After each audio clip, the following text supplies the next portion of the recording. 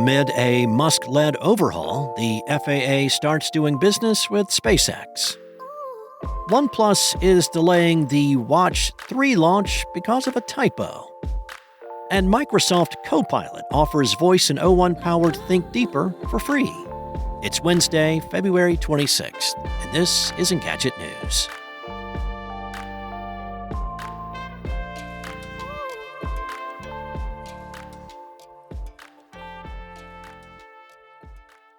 The Federal Aviation Agency has started testing Starlink terminals for upgrades to the networks that manage airspace, creating the latest conflict of interest between the U.S. government and Elon Musk. The FAA posted, fittingly on the social network that Musk also owns, that it is testing a Starlink terminal in Atlantic City and 2 terminals in Alaska. The post claims that the department had been considering using the SpaceX tech since the prior presidential administration. The agency, which oversees all areas of civil aviation, has levied fines and required reviews over the years related to various SpaceX operations. Most recently, the agency ordered SpaceX to investigate what caused a mid-flight explosion with its Starship rocket last month. A source told Bloomberg that Musk had approved a shipment of 4,000 Starlink terminals to the FAA last week. The agency has an existing contract with Verizon Communications worth $2 billion for supporting and maintaining its infrastructure. Bloomberg's sources were unsure how the Starlink tests would impact the Verizon deal. This is not the first time a Musk-owned business has benefited since the South African billionaire inserted himself into the U.S. political landscape. He and his so-called Doge Group has been leading cuts within the federal ranks, including at the FAA and at other departments that oversee his companies.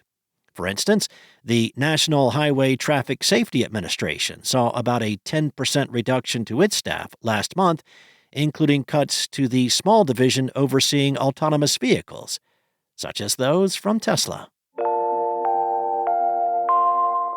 One thing writers and multinational consumer electronics corporations have in common is that we both need a good editor, or failing that, at least a good spell checker. OnePlus somehow missed that step when launching the OnePlus Watch 3, which had its scheduled Tuesday launch abruptly halted because of an embarrassing typo. On the back of the watch, early buyers discovered that their $330 smartwatch was MEDA in China, M-E-D-A instead of M-A-D-E. As a result, you'll now have to wait until April to buy the device. At least someone on OnePlus's social team saw an opportunity. Oops, we made a mistake, the company posted on social media on Friday. A typo slipped through and made its way onto your shiny new OnePlus Watch 3. The acknowledgement came 3 days after a post showing photo evidence of the flub gained traction in the OnePlus subreddit. The OnePlus Watch 3's new release date is now sometime in April, with the order page currently estimating an April 9th ship date. Those who already got one of the MEDA in China models can either keep it or return it with no questions asked. OnePlus says the Watch 3 can run for an estimated 16 days in power saver mode, 5 days in smart mode, and up to 72 hours for heavy users. The Wear OS watch also has a new titanium bezel and a sapphire crystal screen. All in all, it sounds like a, MEDA piece of gear.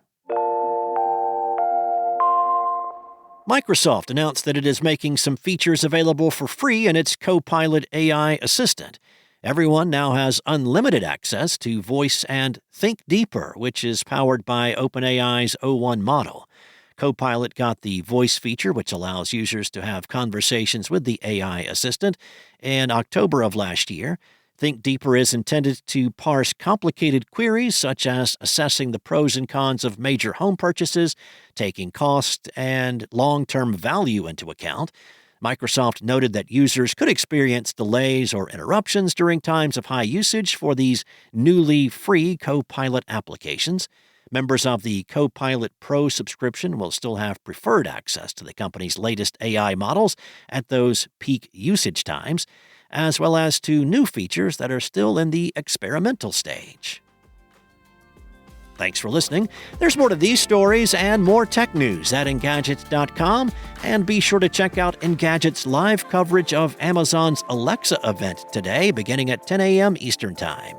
This episode featured journalism from Anna Wyschenko and Will Shanklin, and was voiced and produced from the sound studios of Spoken Layer. Enjoy your day, and I'll be back tomorrow with more tech news from Engadget.